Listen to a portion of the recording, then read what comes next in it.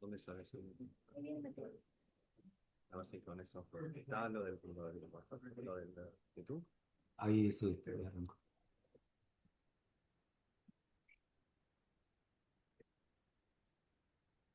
está.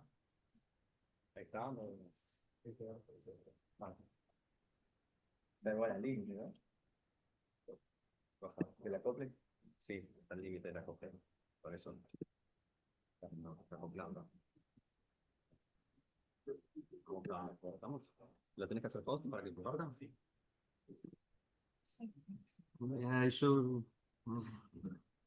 I should make you share screen. So, let me. No, sí. Acá. Sí, ahí está. Okay.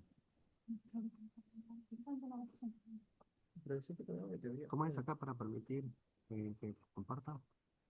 Convertir en hacer anfitrión.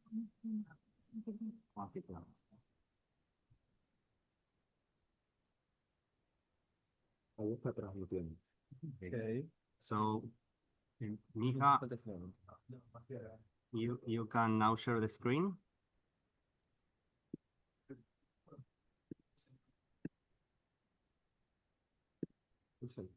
Okay. Can you see it? Yes. Yes, we can see. Okay. Now, okay.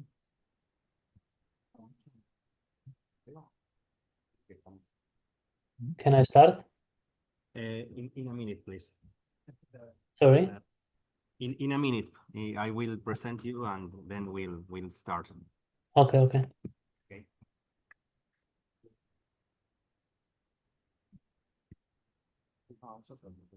No, ese ya está. No, ese es el de micrófono. No, ese es el tipo, no, es un cuadrito raro. Ok. ¿Escuchan ahí? Can you talk a little bit? Just Sorry. Yes. Yes. Do you hear well? Okay. Well, I will now start. Okay. So, thank you for coming to this session of our sponsors. Okay. This is from the Ethereum Foundation. Okay. We will have Miha Stopar talking about post-quantum signature aggregation. And this is somehow a special talk to us because, well, we don't, it's the first time we are doing this live transmission in YouTube for a talk here in the school. Okay, so let's hope everything goes well and that you enjoy the presentation, and then you can see it in YouTube, I think. Okay, now please, you can start. Yeah, so hi, I'm Miha Stopar. Thanks for having me. I'm from Ethereum Foundation, and I will talk about quantum computers and a little bit about how to make Ethereum quantum safe. So, yeah, quantum computers. Do we need to be afraid of them? So, let me say that there are a lot of, or there are very smart people who say that quantum computers will never exist. But on the other hand, there are a lot of smart people who are working on the implementation of quantum computer, and they say that we will have quantum computers in maybe in 10 or 20 years. I don't know, it's difficult to say, but in any way, we need to be prepared for them. So why? What can they do so differently from classical computers? So, well, for some things, quantum computers are incredibly fast. Like not for everything, but for some things, they are like there's no comparison between classical computer and quantum computer. They are just incredibly faster. And this is good, right? Like, for example, for artificial intelligence, this is, and many other fields, this is good because we will be able, if quantum computers ever exist, we will be able to have much faster algorithms.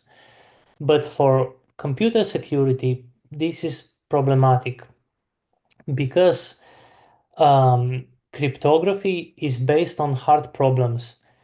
And well, hard problem might not be the right phrase. It's based on, if I simplify a bit, for example, if you don't have a private key, then it's hard for you to decrypt the message. Well, but basically it's not hard. It's if you would have an unlimited time, you actually would be able to decrypt any message without the decryption key because you just need to check a lot of possibilities. And with classical computer, checking all these possibilities might take you like trillions of years, while for quantum computer, it might just take a day or two, for example. So we need to use cryptography that is based on hard problems that are hard also for quantum computers, not only for classical computers. So just for intuition, why are quantum computers so fast, so fast? So if we have an example of function f, which takes n Boolean values. So for example, it takes 0, 0, 0, and then it takes 1 and all the others are zeros and so on. And let's say we are only interested in whether this function is constant or not. So with classical computer, in the worst case, we would need to check all the possible cases. So we would need to check all the possibilities. We would need to evaluate f on 0, 0, 0. We would need to evaluate f on 1, 0, 0, 0, and so on until f on 1, 1, 1, 1, 1. And in the worst case, we might get always zeros. The output might be always 0. Only in the last case, it would be 1. So only in the last case we would see that it's not a constant. So yeah, we just want to know whether it's constant or not. But with quantum computer, there's something really strange. The thing with quantum computers is that they can evaluate function f on many inputs at the same time, which is very counterintuitive. But why is this possible? It's like it's based on quantum computers are based on quantum physics, and quantum physics is something really strange. I mean, strange in a way that it's counterintuitive to us because we are used to classical physics.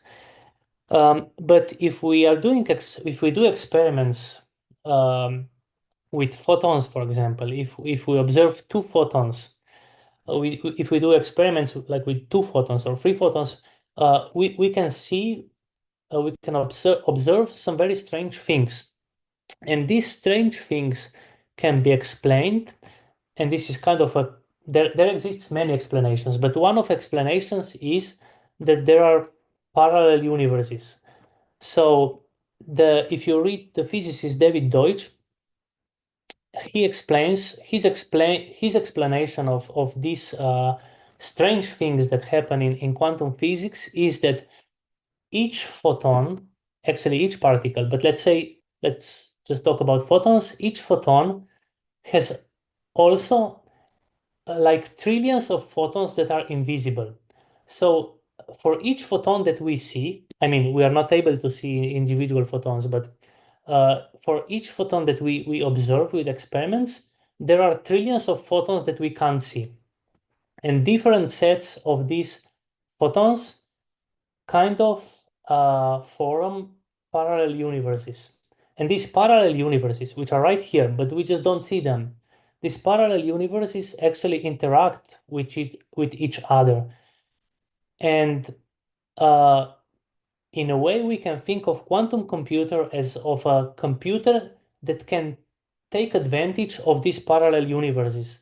So it can compute F in the universe that we see, and then it computes F on other inputs in the universe that we don't see. This is kind of a simplified explanation, which is controversial, but it's kind of, it helps you to understand, at least I find it nice to get some intuition why quantum computers are so fast. So let's get back to the traditional cryptography. So as I mentioned, it's based on hard problems. And one of the hard problems is if we have a large number, like this one on the screen. Actually, this is not large in cryptographic sense.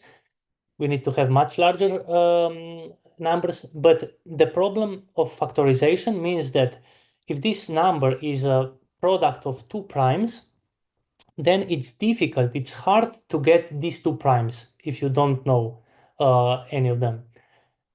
Again, it's not hard, it's actually easy because you can check, you just need to check all the primes from the beginning, like if this number is divisible by 2, if it's divisible by 5, by 7, and so on. And sooner or later you will find a solution. But with classical computer, this might take, we use the numbers that are so big that this takes really, really a long time.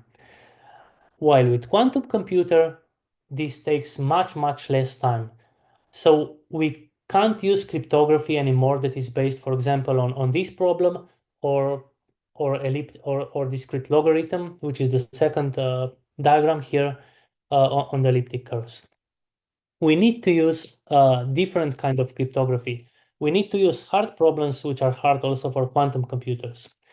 And there are actually quite a few branches of cryptography which are assumed to be quantum safe. These are lattices, based on isogenies, on multivariate polynomials, on hashes, and also some others.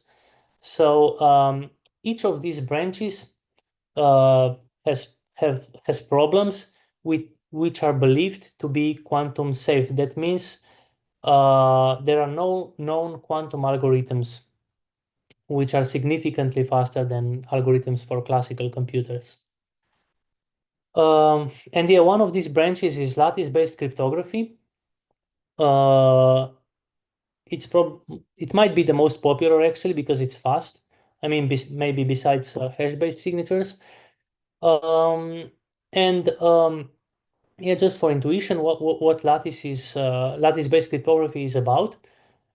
If we observe two-dimensional space, but in reality we use much higher dimensions. But if we have two dimensions, then the lattice is simply we take two vectors, and then the lattice is all linear combinations of these two vectors.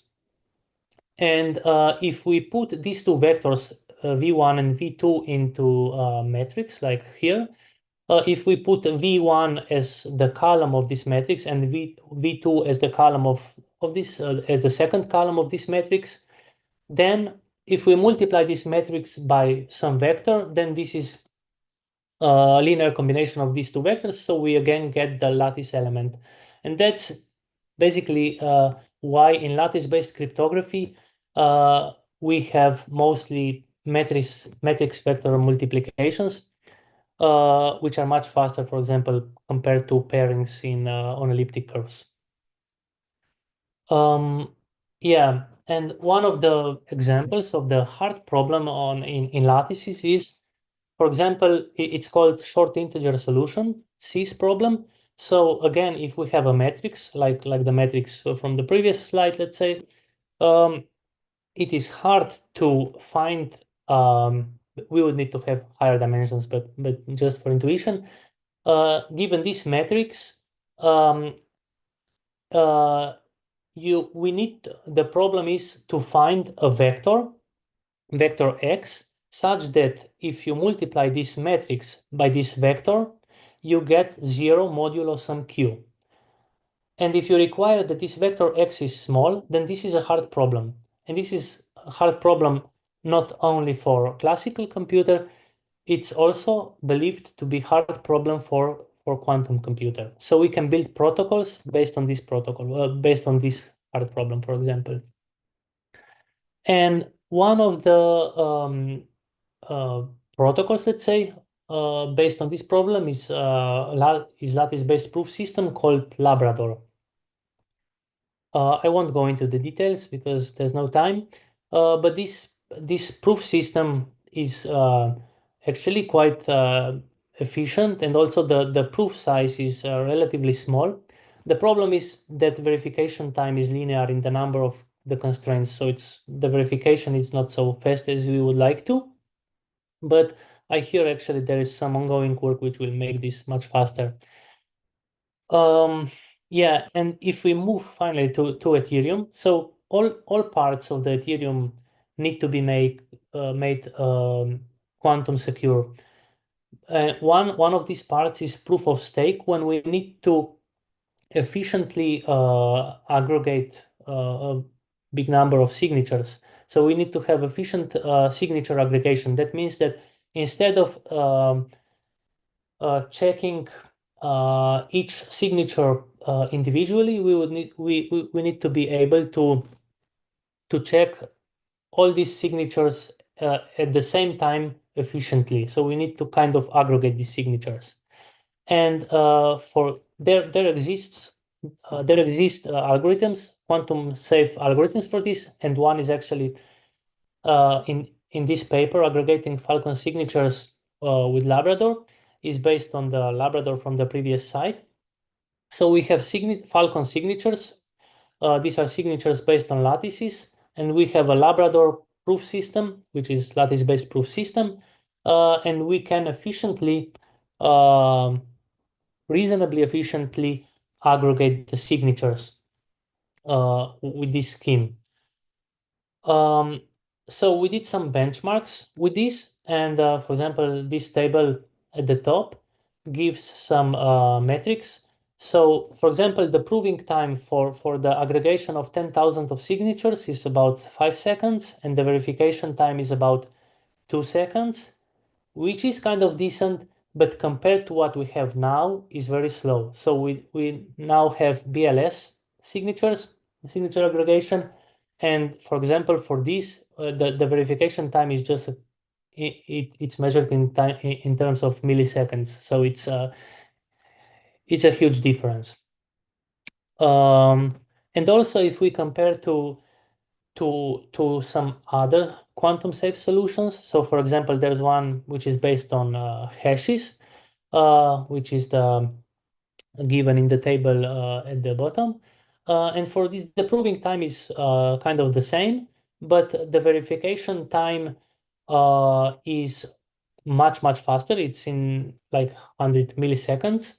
But on the other side, at least for now, the proof size is quite big, so in the first row. So there are trade-offs.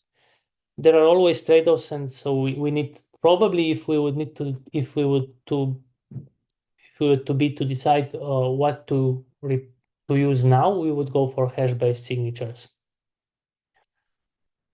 Yeah, but it's still slower compared to what we have now.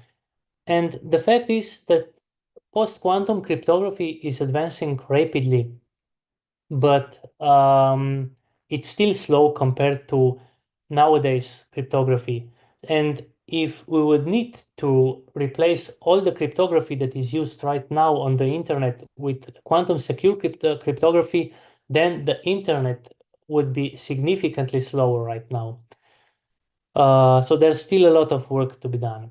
But that's not all, actually. It's also for all this quantum secure cryptography, we only assume that is quantum secure. We don't have proofs, actually, that is quantum secure.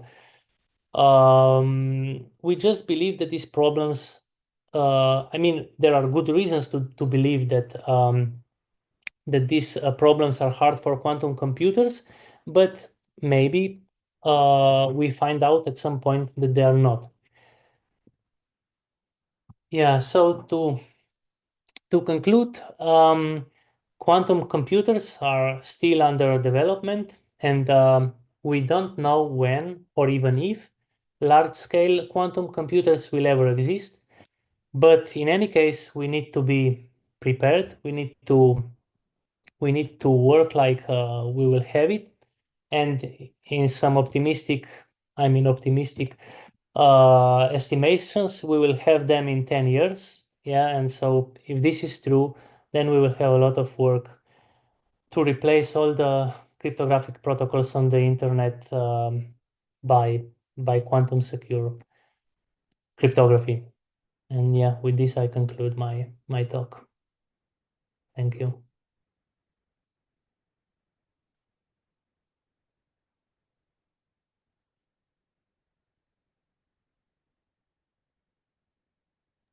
Oh, sorry, I was mute, but there was a huge applause for you. Thank you very much for the talk. I think we have time for one question. One wants to do one question. Well, yes, here. I was wondering how how does quantum computer like breaking RSA actually affect elliptic curves of operations? Do you have any idea? I don't know if he hear you, but he's asking if these quantum computers breaking the RSA method, how much it affects elliptic cryptography by elliptic curves.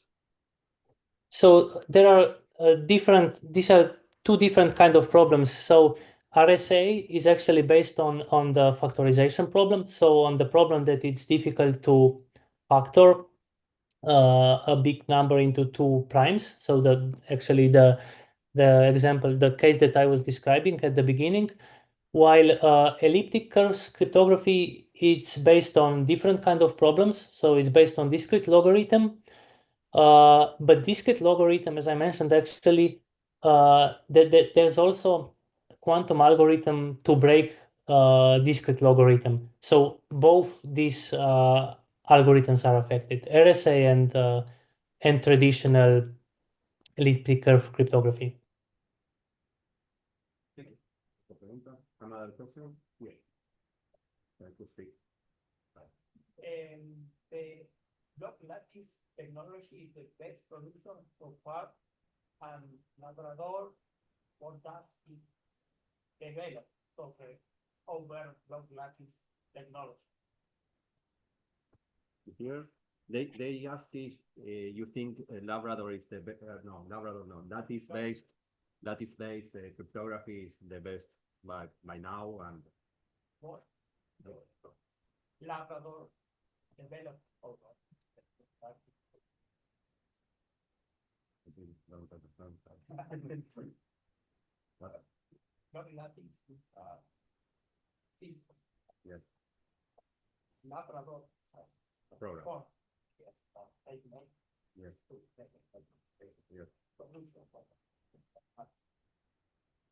Well, they are asking here what your opinion about the latest based cryptography is working best, and what what does Labrador can, if it's fully implemented and if it's working, it's operational. But I understand it is because of your test. But Yeah, the problem with the signature aggregation based on Labrador, well, basically with Labrador, is the verification time. So the verification time is slow right now. But yeah, I just heard a couple of days ago that there's new scheme appearing which will make verification much faster, and this will make lattice-based proof systems even more appealing. okay. And if you have a quantum computer, can you improve the verification time? So that's, for these algorithms, even when we have quantum computer, these algorithms won't be run on quantum computer, right? most probably. The problem is that if you have a quantum computer, you can break these schemes. So you need to need to make sure that they are not breakable by quantum computer. But obviously, I mean, not obviously. I mean, otherwise, in general, you can make algorithms faster with quantum computer, but not all of them. But that's irrelevant to what you ask, actually. So Well, we are going to thank Miha again, okay? And thank you very much for all the travel you had to take to give this talk. And thank you very much for giving a record to us that can be seen again in YouTube for the people that's not here. Well, yeah, thank you very much for inviting me. And now I'm not mute. Sorry. Yeah, thank you. Thank you. Thank you. It was a really nice talk. Now I will stop the